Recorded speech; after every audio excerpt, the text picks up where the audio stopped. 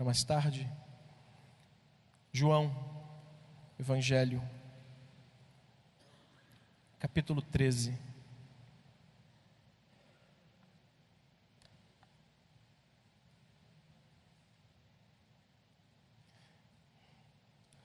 João, capítulo 13, Evangelho.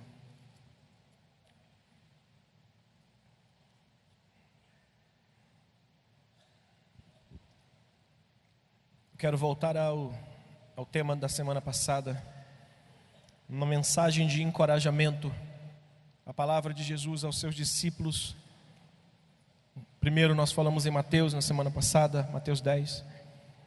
Hoje eu quero falar de uma segunda mensagem de encorajamento em um outro evangelho, só que agora com um contexto completamente diferente.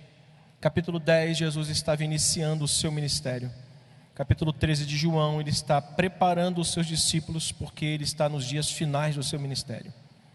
No capítulo 10, Jesus está encorajando a eles seguirem a ordem de uma missão. Jesus estabeleceu um padrão para a sua missão, e um padrão organizado. Eu quem chamo, nós ouvimos na semana passada. Eu quem escolho, foi eu que separei cada um, chamei pelo nome. Em alguns evangelhos, você vai perceber que ele esteve em oração para fazer o chamado. Ele partiu para o monte para orar, a fim de quando descesse, ele pudesse ter aquele encontro com aqueles a qual ele tinha separado no seu coração.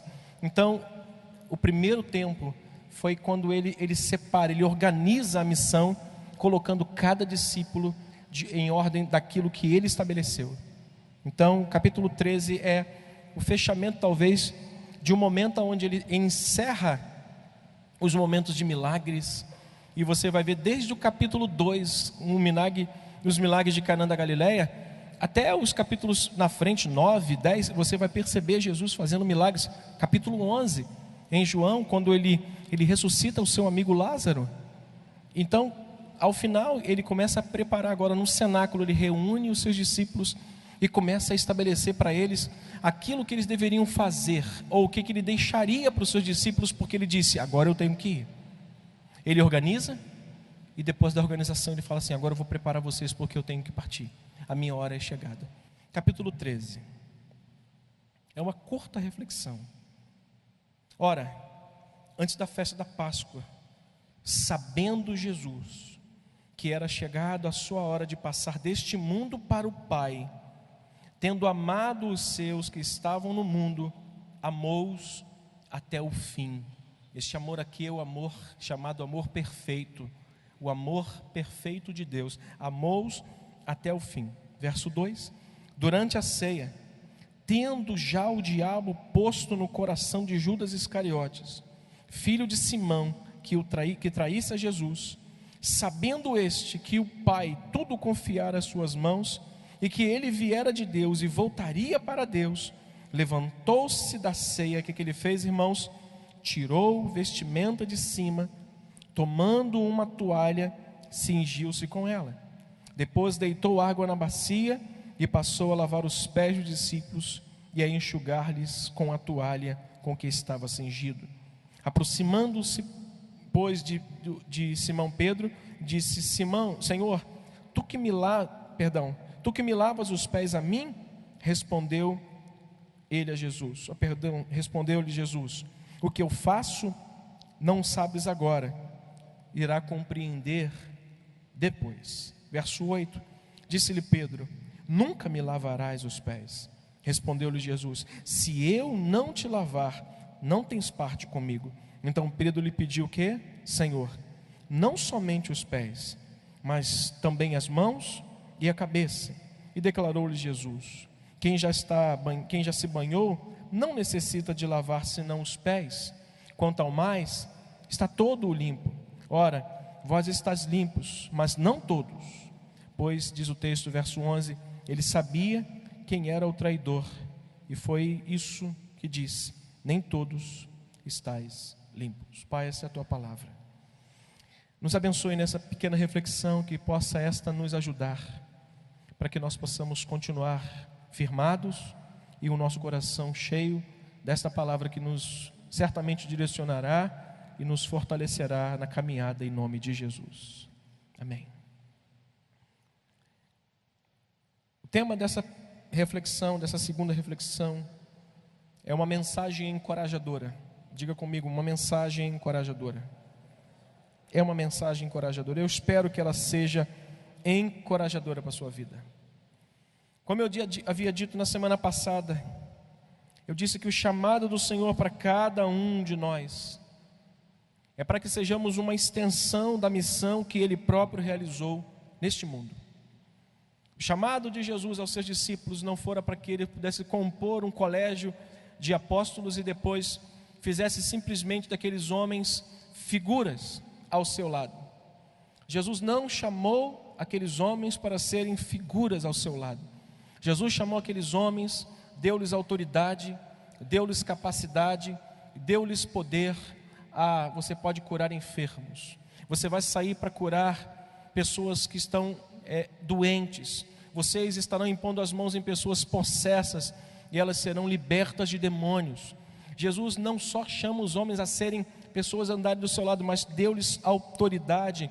Então Ele organiza isso e o chamou para ser uma extensão daquilo que Ele veio realizar neste mundo. Disse também que o chamado cristão não é algo, irmãos, ou é algo que não pode ser realizado de uma maneira independente de Deus. Nenhum daqueles discípulos se autodenominou apóstolo de Cristo. Nenhum daqueles discípulos que você vê relacionado no texto bíblico se auto-levantou e disse: eu sou discípulo. Não, aqueles a quem o Senhor chamou, estes Ele deu autoridade, estes Ele deu poder, estes Ele deu um nome, e esses nomes estão aí. Esses nomes estão aí para fazer a missão de Jesus prosseguir, e esse nome é o seu e agora é o meu também, que somos aqui uma extensão da obra missionária que Jesus veio estabelecer nesse mundo, irmãos. A missão da igreja, diga comigo, a missão da igreja é a missão de Cristo. Tudo o que os discípulos, irmãos, precisavam fazer, ou tinham que fazer, era olhar para aquilo que Jesus fez. Então, quando o capítulo 10 é organizado por Mateus organiza o capítulo 10 justamente para mostrar que ele queria estabelecer uma ordem para a missão que ele tinha separado os discípulos para cumprir. No capítulo 13, então ele olha para os discípulos e percebe que agora, tendo que partir, tendo que deixar esse plano terrestre, tendo que cumprir agora a volta à casa do Pai, ele chama os seus discípulos em particular e prepara uma ceia para esses discípulos. E agora, convocando esses homens a sentarem, ele começa a estabelecer a eles o seguinte: eu vou deixar para vocês um legado desta missão. E o primeiro legado que a gente observa desta missão que Jesus estabeleceu para cada um dos discípulos, e serve também para nós, é o legado do amor. Diga, o legado do amor. Capítulo 1, capítulo 13, verso 1. Ele diz o texto: ora, antes da festa da Páscoa, sabendo Jesus que sua hora é chegada e de passar deste mundo para o Pai, ele diz: tendo amado os seus e que estavam no mundo, diz: amou-os até o fim. O primeiro legado que Jesus deixa para esses discípulos é o legado do amor. E o legado do amor é exemplificado aqui de uma maneira talvez difícil de nós entendermos. O legado do amor que é deixado por Jesus depois de deixar tudo organizado para que eles pudessem seguir em ordem tudo que Jesus ensinou a eles, eles tinham que agora exercer uma coisa: o exemplo de Jesus. Eles tinham que olhar para Jesus e dizer assim: agora nós precisamos seguir a Jesus com o exemplo de Jesus. Olha o que diz o versículo 15 do capítulo 13. Porque eu vos dei o quê? O exemplo. Ele disse: eu vos dei o exemplo para que, como eu fiz, da mesma maneira, o discípulo de Jesus precisa fazer o que Jesus fez. Nem mais, nem menos. Nós precisamos, como discípulo de Jesus, fazer o que Ele fez, nada mais. Se Jesus te obrigar a caminhar com Ele uma milha, vá, porque isso é o papel de um discípulo. Se Ele disser para você caminhar 2, vá, porque isso é um papel de discípulo. Agora, o que Jesus não mandou você fazer, não faça. Porque o papel dos discípulos era fazer o que Ele fez, como diz o texto: porque eu vos dei o exemplo. Para quê? Para que, como eu fiz, vocês façam da mesma forma. O legado do amor deixado por eles não é fácil. Deixa eu pensar com os irmãos rapidinho aqui. O primeiro legado foi o exemplo que Jesus deixou. O dever de um discípulo é saber expressar o perfeito amor de Deus, mesmo com aqueles que não lhe desejem bem. Olha o que Jesus deixa, além de uma ordem missionária. Ele deixa um legado de exemplo, ele deixa um exemplo de amor a quem não quis bem a ele. Versículo 3, sabendo este que o Pai tudo confiara nas suas mãos e que viera de Deus e voltaria, levantou-se da ceia e tirou a vestimenta de cima e tomando uma toalha, cingiu-se com ela. Depois diz o verso 5, depois deitou água na bacia, passou a lavar os pés dos discípulos.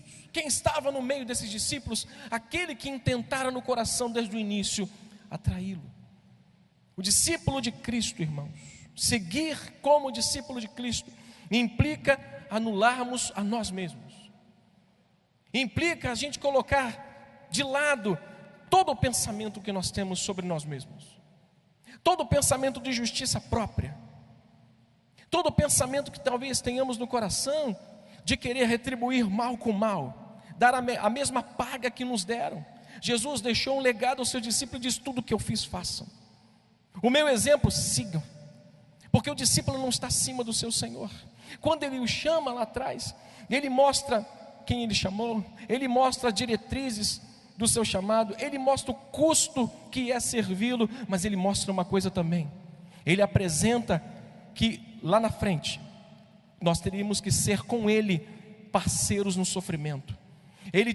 Nós temos que ser com Jesus parceiros na sua luta, parceiros nas suas aflições, como Paulo disse em Colossenses capítulo 1, 24.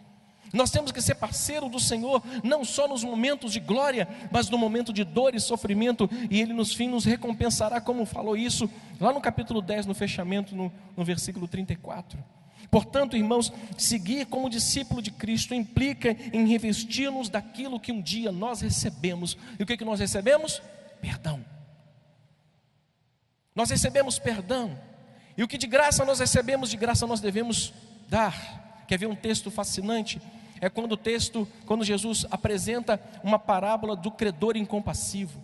Um homem que chega a Jesus contando uma parábola, que chega ao rei e diz: rei, o senhor está me prendendo porque eu lhe devo um dinheiro.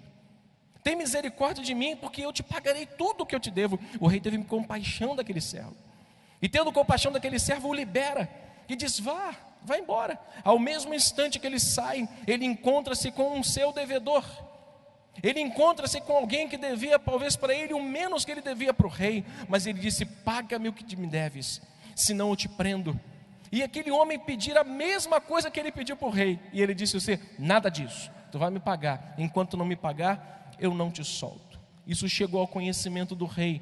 O rei disse: por que você não agiu da mesma forma como eu agi com você, com aquele que estava te devendo? Quer ver o texto? Mateus capítulo 18, a conclusão dessa história, Mateus 18. Olha o que está escrito nesta palavra para a nossa vida. Pastor, isso é uma palavra de encorajamento? É sim, daqui a pouquinho você vai entender. Mateus 18, verso 32 ao 35 diz: então o seu senhor, chamando, lhe disse: servo malvado, perdoei-te aquela dívida toda porque me suplicaste. Não devias tu igualmente compadecer-se do teu conservo, como também eu me compadeci de ti? Verso 34. E indignando-se o seu senhor, entregou aos verdugos até que lhe pagasse toda a dívida. Verso 35, você pode ler comigo? Assim também o meu Pai Celeste vos fará, se do íntimo não perdoardes cada um a seu. O que implica então ser um discípulo de Jesus? Ter o amor perfeito, ter esse mesmo amor que Jesus ensina no capítulo 13. Este foi o legado que Jesus deixou para os seus discípulos, o legado de um amor perfeito, irmãos. Um amor que a gente não consegue mais olhar para uma pessoa, mesmo que nos faça muito mal, mesmo que essa pessoa tenha nos pisado muito, mesmo que essa pessoa tenha nos humilhado em demasia, nós não conseguimos olhar para essa pessoa. Por quê? Porque um discípulo de Cristo vive o exemplo de Cristo, e Jesus estava à mesa com o traidor. Jesus estava à mesa com alguém que logo depois iria o trair. Jesus estava à mesa com aquele que estava tramando um golpe contra ele, e ele o amou com amor sem fim. Ele prepara a ceia para ele, ele pega e cinge o seu corpo, ele bota uma toalha e lava os pés daquele que o traíra. Meus irmãos, para ser um discípulo de Cristo implica em nos revestirmos do que recebemos, revestimos do perdão. Libera o seu coração. Há pessoas doentes na igreja, amarguradas na igreja, porque não liberam perdão. Um discípulo de Cristo deve fazer aquilo que Jesus fez. Diga, um discípulo de Cristo deve fazer o que Jesus fez. Meus irmãos, nos tornaremos um bom exemplo de amor perfeito, quando este perfeito amor de Cristo for manifesto primeiro do que as nossas atitudes. Quando começou a ceia? Antes ou depois? Antes. Às vezes nós queremos manifestar o nosso amor com atitudes, mas o nosso amor não é manifesto só com atitudes. Jesus nos ensina que o verdadeiro amor que Ele ensinou e deixou para os discípulos foi manifesto antes dele lavar os pés daquele homem. Ele o amou. Há uma história muito engraçada de um jovem pastor que tinha um pai que era o sênior da igreja. E esse pastor sempre dava oportunidade para o seu filho fazer os cultos. Ele era responsável por grande parte das coisas que aconteciam na igreja. Ele ficava naquela parte administrativa e cuidava das demais coisas. E esse pai percebeu que o seu filho tomara uma proporção muito estranha no meio da congregação. As pessoas não gostavam dele. Os membros da igreja não gostavam desse jovem pastor. Ele era uma pessoa extremamente orgulhosa. Ele era uma pessoa extremamente dura. Não era aquela pessoa firme. Firmeza é uma coisa, dura é outra coisa. Ele era um homem que humilhava as pessoas com as palavras. Ele era uma pessoa que ele era muito duro, e ao falar com as pessoas se sentiam ofendidas com suas palavras. Até que esse pastor, leu o texto de João 13, e ele quis fazer a mesma coisa que Jesus fez, porque ele percebeu que a igreja não dava uma resposta às suas mensagens e ao ministério que ele tinha na igreja. Então ele termina o culto, no meio do culto ele interrompe o culto, e ele vai lá dentro, pede um auxiliar para buscar uma toalha e para buscar uma bacia com água. E pega uma cadeira, coloca no meio do corredor da igreja e prega esse texto, diz: eu gostaria de lavar os pés de todas as pessoas dessa congregação hoje.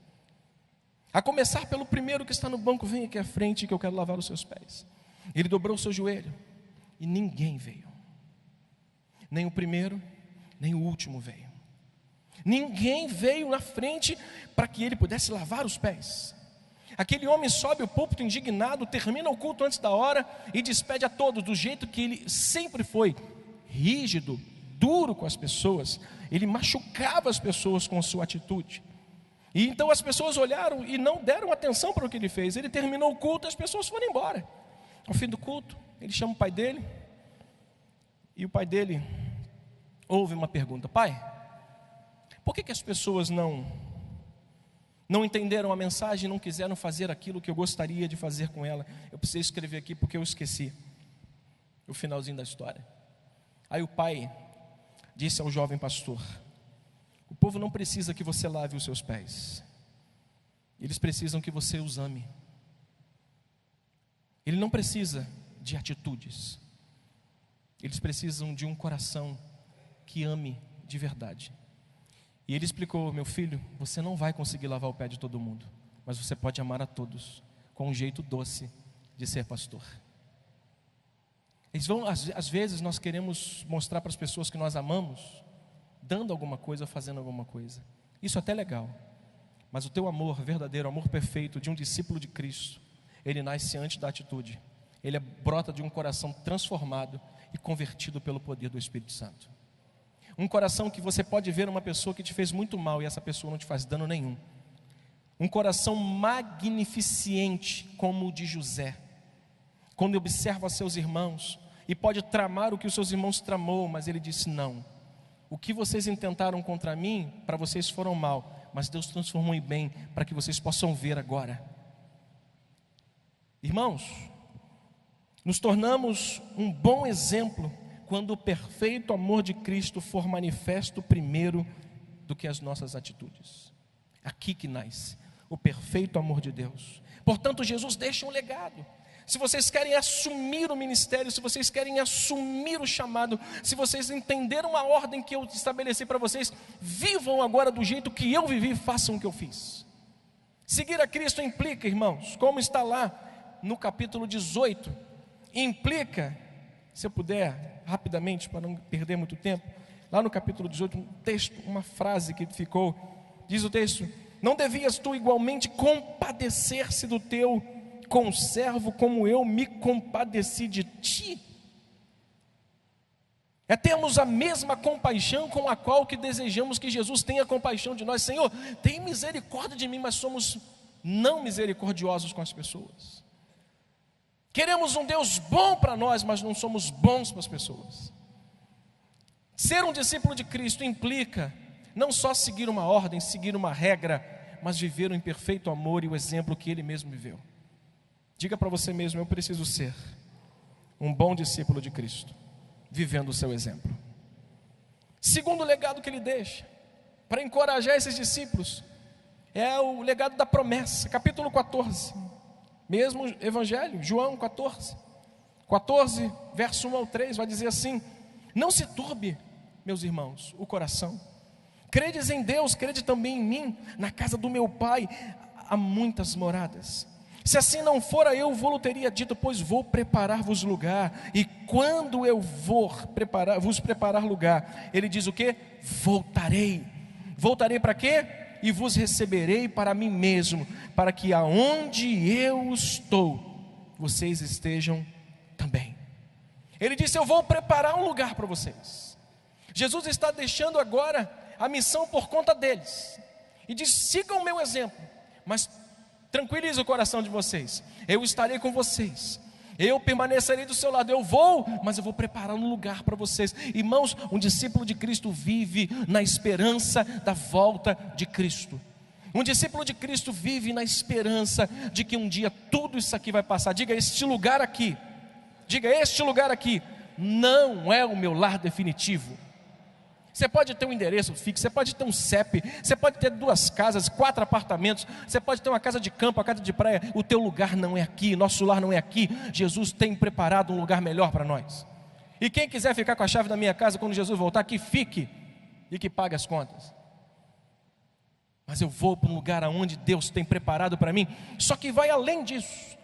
A palavra de Jesus, o legado dele, do exemplo e também da promessa, é que não só Ele preparou um lugar para nós, Ele deixou uma companhia para a gente. Ele disse: eu vou preparar um lugar para vocês, mas antes de preparar, antes de sair daqui, eu vou dizer para vocês: eu vou deixar uma pessoa do lado de vocês, que vos ensinará o que fazer, que te fortalecerá nessa caminhada. Quando vocês estiverem lá, borocochô, eu vou usá-lo para levantar vocês. Ele vai dizer o texto, versículo lá na frente, capítulo 14, verso 16. Ele diz: eu rogarei ao Pai. E lá no versículo 14, 15, ele: se pedires alguma coisa em meu nome, eu vou fazer. Pode ter certeza, eu estou lá, mas se vocês me pedirem alguma coisa, eu vou fazer. Aí ele vai dizer no versículo 15 e 16: se me amas, guardareis os meus mandamentos, e eu rogarei ao Pai, e Ele vos o quê? Vos dará outro Consolador, a fim de que esteja para sempre com vocês. Ou seja, Ele foi preparar um lugar, mas Ele disse: eu não vou deixar vocês sozinhos, porque vocês sozinhos, vocês não vão conseguir chegar aonde eu estou. Ele disse: eu vou preparar um lugar, mas eu vou deixar uma boa companhia com vocês, um outro Consolador. Ele não só prometeu um lugar, Ele não só prometeu uma companhia, Ele prometeu consolo, irmãos. Quantos de nós às vezes acordamos com vontade de dormir? É verdade ou não é, meu irmão? Eu estou mentindo? Tem dia que a gente acorda com vontade de dormir de novo, né? Mas não é de preguiça, não, é de desânimo. Seja verdadeiro. Você é crente mesmo? Senão você é verdadeiro. Quantos aqui de vez em quando sente um desânimo profundo na alma? É natural. Nós estamos aqui ainda, se pisar no meu pé eu vou gritar, se me beliscar eu vou reclamar, se me alfinetar eu também vou sentir dor. Nós estamos num corpo que geme, irmãos. Nós estamos num corpo que ainda geme. A natureza, disse Paulo, geme, toda a criação geme. Para quê? Para que entenda que nós somos gente. Nós somos seres humanos. Mas ele diz, tem consolo para vocês. Diga para você mesmo, eu tenho consolo da parte de Deus. Eu tenho um consolo. Ele disse, eu não vou deixar vocês sozinhos. Meu irmão, Deus não vai deixar a gente sozinho. Primeiro que a nossa pátria não é aqui. Se não é aqui, e Ele nos preparou um lugar, Ele vai deixar uma companhia para a gente. E ao mesmo tempo vai nos deixar um consolador. E vai nos deixar alguém que vai se colocar sempre à nossa frente. Olha a continuidade do texto, ele diz, o Espírito da verdade.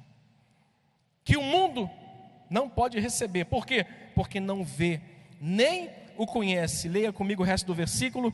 Vós o conheceis, por quê? Porque habita convosco e estará com vocês para sempre. Diga glória a Deus.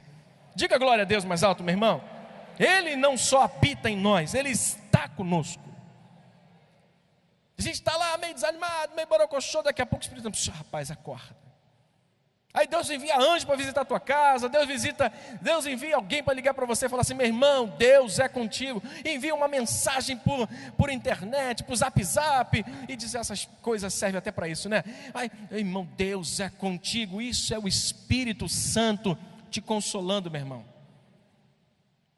Eu falava hoje com o Caleb, ali fora, que eu estava começando uma roda de pastores, e eu sempre tenho o costume, quem passa e me conhece sabe, que eu sempre quando encontro com alguém, eu falo assim, ei, tudo bem, como é que você está? É uma frase pronta que eu tenho.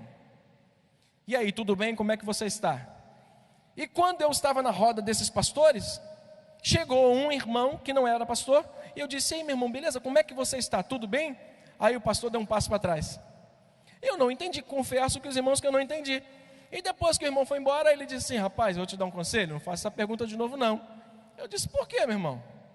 Ele disse, rapaz, todas as vezes na igreja que eu faço essa pergunta lá na igreja, pode ter certeza. Pastor, está bem não. Ah, pastor, a minha mãe, meu pai, meu marido, pastor. E pastor, eu passo ali 1 hora, 2 horas com ele. Eu falei, vem cá, meu irmão, tu foi chamado para quê? Eu fiz essa pergunta para ele. Vem cá, você foi chamado para quê? Você foi chamado só para subir o púlpito para pregar? Eu disse, e você, como é que você está? Está tudo bem? Mas mesmo que a gente não tenha alguém para dizer como é que a gente está, ou uma palavra de encorajamento, ele diz, eu deixo para vocês o Espírito da verdade, que não só está com vocês, mas habita em vocês, que nos levanta, irmãos, nos encoraja e que nos põe de pé todos os dias, dizendo assim, não temas, esse lugar aqui não é de vocês, a nossa carne geme aqui ainda, mas nós temos uma pátria celestial nos aguardando.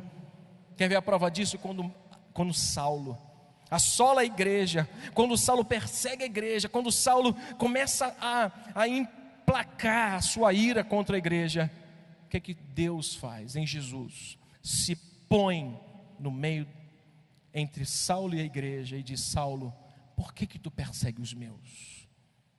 Por que você se coloca na frente dos meus? E ele começa a ver que não se mexe com crente. Diga para o amigo que está lá, com crente não se mexe. Com crente não se mexe. Com crente, estou falando com crente. Com crente não se mexe. Porque Jesus põe a mão. Essa semana eu ouvi uma história que eu não posso reproduzi-la aqui, mas eu achei fascinante. Das mãos estendidas. Lembra, Denise? Lembra das mãos estendidas? Contaram uma história para a gente aqui que eu falei assim, glória ao nome do Senhor, porque o Deus que nós servimos é um Deus vivo. Não mexe com crente não, porque Jesus se coloca na frente dele e do seu opressor. A terceira promessa, o terceiro legado que Jesus deixa, é o legado da certeza que eles seriam bem-sucedidos em tudo, se confiassem, se guardassem e se permanecessem nele.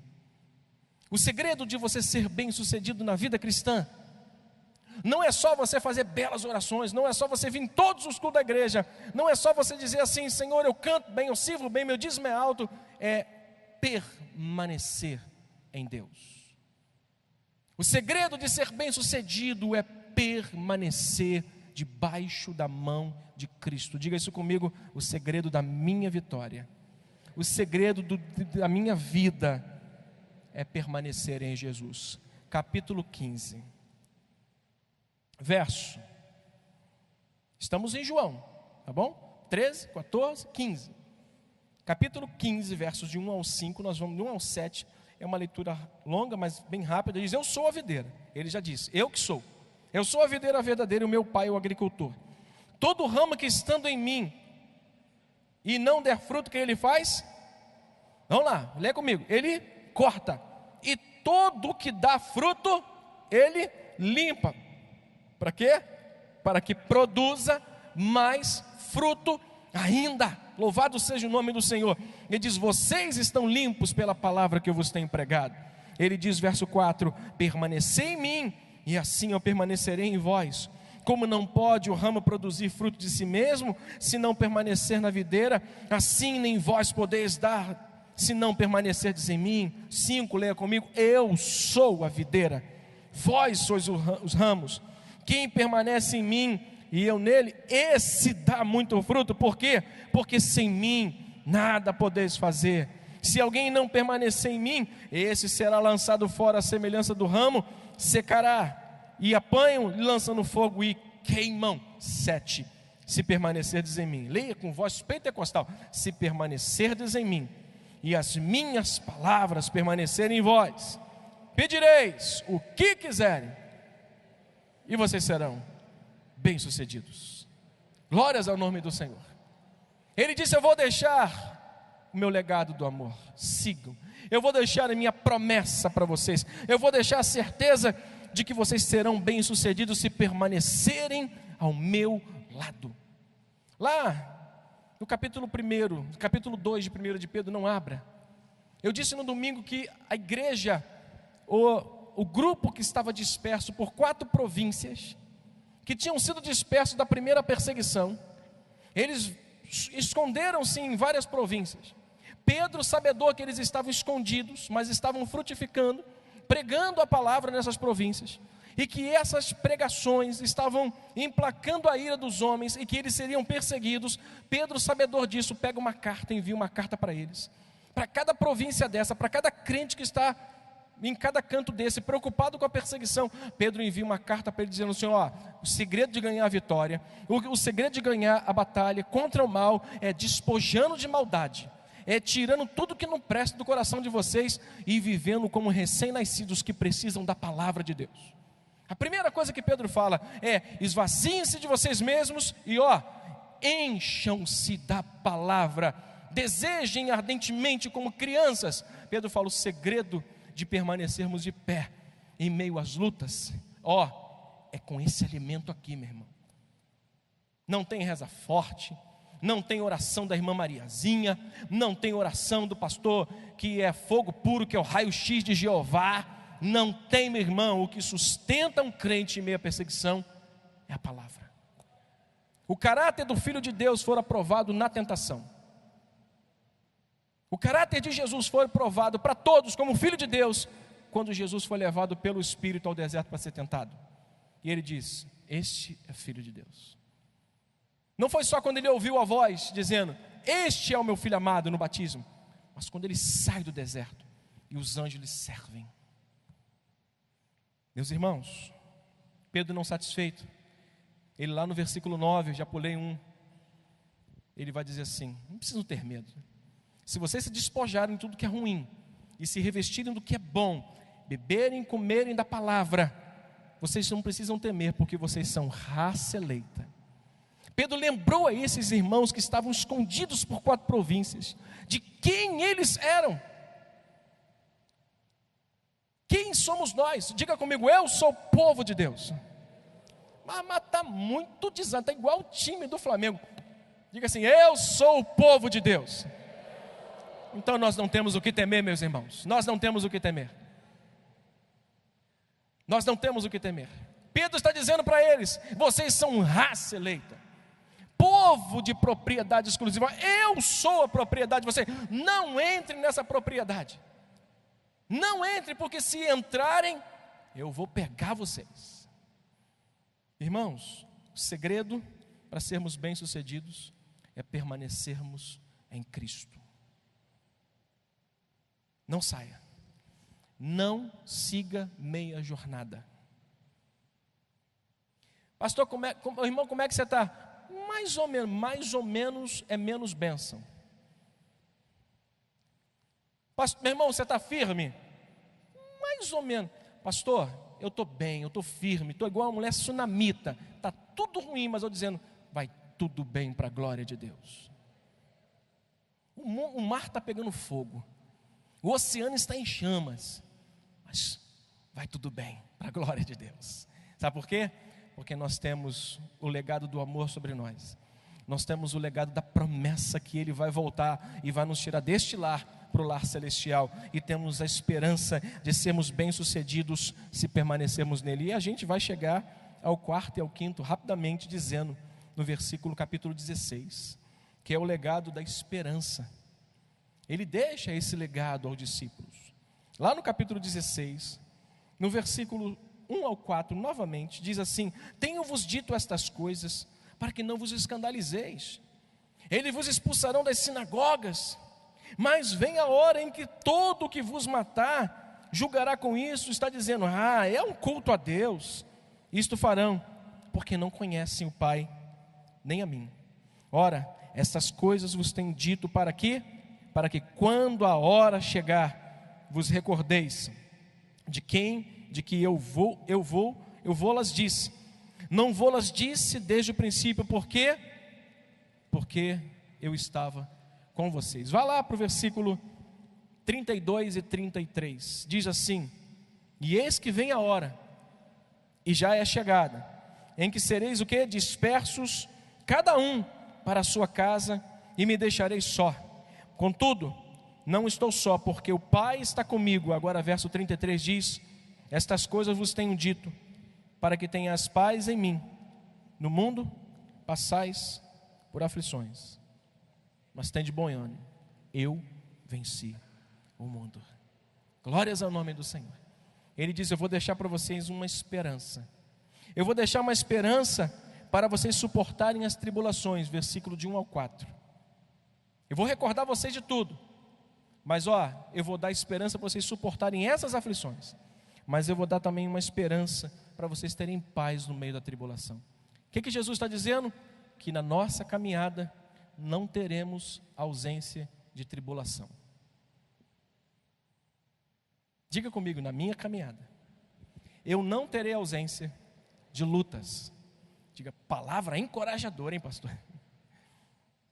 O que Jesus dá aos seus discípulos é um legado de esperança, mas não dá falsa esperança. Uma coisa é Jesus falar assim, no mundo vocês vão ter paz, sossego, paz e amor o tempo todo. Jesus não está dizendo para eles que eles teriam ausência de luta, né, irmã Geralda? Não é verdade, irmã Geralda? Eu ouvi o seu testemunho hoje, eu conheço um pouquinho. Pastor, enfermidade não, pare de sofrer, você está amarrado em nome de Jesus. Eu não aceito enfermidade para a minha vida, uso um óculos com um grau de miopia enorme, toma um remédio para pressão que eu não sei, miligramas altíssimas.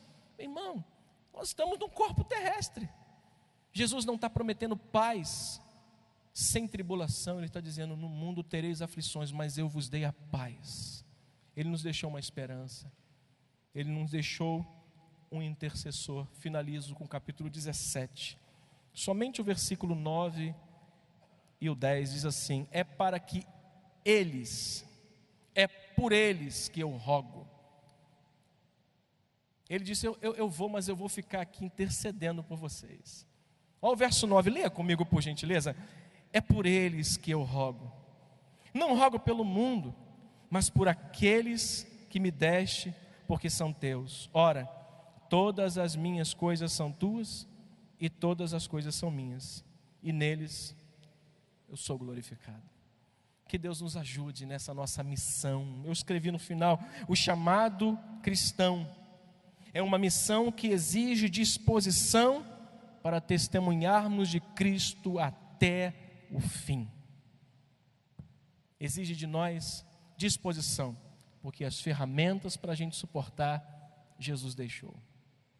O amor, a promessa, a certeza, a esperança e a intercessão. Nós não estamos sozinhos. Diga: eu não estou sozinho. Vamos orar. Nosso Deus e nosso Pai, queremos louvar o Teu nome por esta oportunidade de nos debruçarmos novamente diante da Tua palavra. Tem sido enriquecedor para minha alma, Senhor. Me debruçar a Tua palavra tem sido enriquecedor para o meu coração.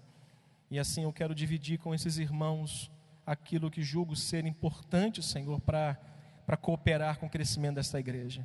Por isso, abençoa os nossos corações, hoje e sempre com esta palavra, e que permaneçamos juntos até o fim, em o nome de Jesus. Amém.